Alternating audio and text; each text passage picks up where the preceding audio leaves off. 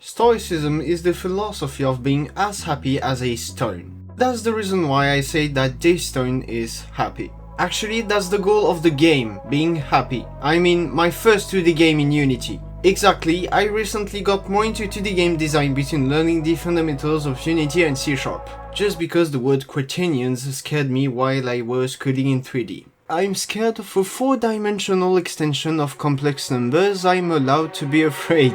I don't even understand what I'm talking about. You know, I'll just learn these simple 2D basics first and we'll continue with 3D development later on. But then, why making a game about Stoicism, you would ask me? Actually, that is a subject I love to talk about even though I don't know much about it. After all, this philosophy has helped me to grow personally in everyday life and has taught me how to deal with emotions all day long. That's why I'm sharing that interest, thinking this could actually help you too. I'm Marcus from Platypus and we're gonna make a 2D game about a stone.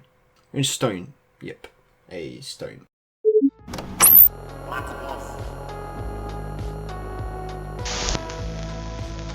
First, before moving right into the game's development process, I'll explain to you a bit about Stoicism. Bruh, I have a strange passion about that word. I like the word, yet I don't like to pronounce it. Whatever. Stoicism is a philosophical movement based on the rational acceptance of reality, which would lead you to happiness. The word Stoicism comes from the place named the Stoipoikoi, situated in the Agora of Athens. This was the place where Zeno of Citium, the founder of Stoicism, gave lessons and taught this philosophy. In other words, we can consider Stoicism as a mindset which allows you to separate what's under your control and what is not. For instance, let's say you're gonna die in 10 seconds. First you'll think you'll be literally gone forever in the next 7 seconds, and then regret the fact you didn't tell her your feelings, never eaten a pigeon or pet a platypus in your entire life. This is sad for you and most people, but it shouldn't. It is unavoidable and we have to accept it. Because in the end, what are you? From Marcus Aurelius' journal called Meditations, this must rouse you most powerfully to despise death, that even those who deemed pleasure to soul good and pain to soul evil, yet despised it. A quote that clearly defines the wrong mindset to have.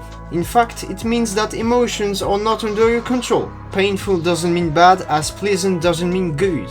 Therefore, you have to accept them. From the 9th book, there was another quote that actually caught my attention, which led to that game idea actually. To the stone thrown up, it is no evil to fall down, nor good to have mounted up. Now, I think you know where it goes. Actually, just watch. 2D Unity project, let's put ground, some font colors, and a stone. Looks like a jet ski. But then, Marcus, what do you mean when you say that being happy is the goal of the game? In fact, this stone is you, the player.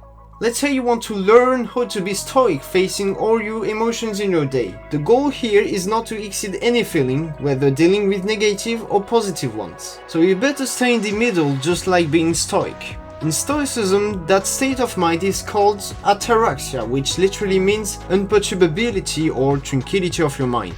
And that leads to happiness. Now you get the point.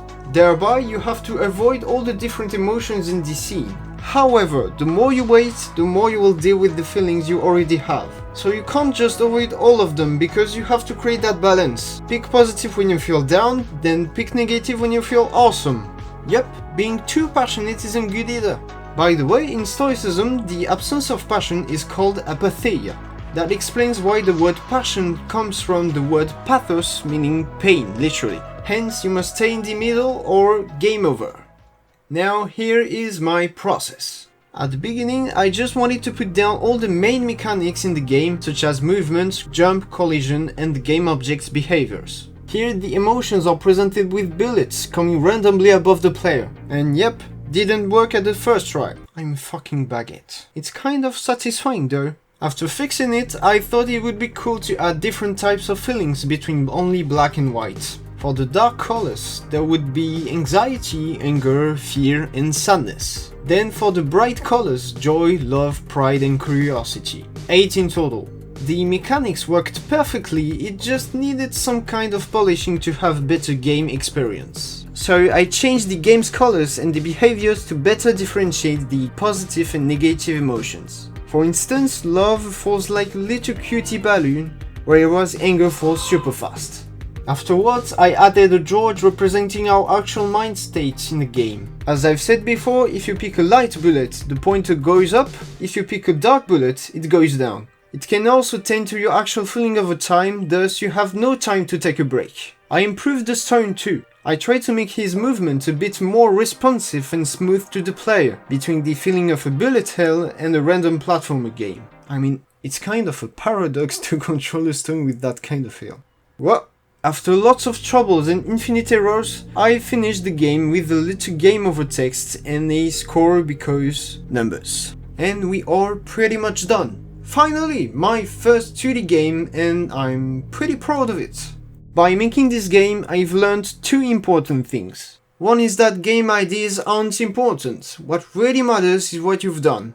The second thing is that it requires lots of courage to finish a game, even a small one. Finishing a game is one of the hardest parts in game dev, and at this point, being a perfectionist is toxic. It is something to practice too.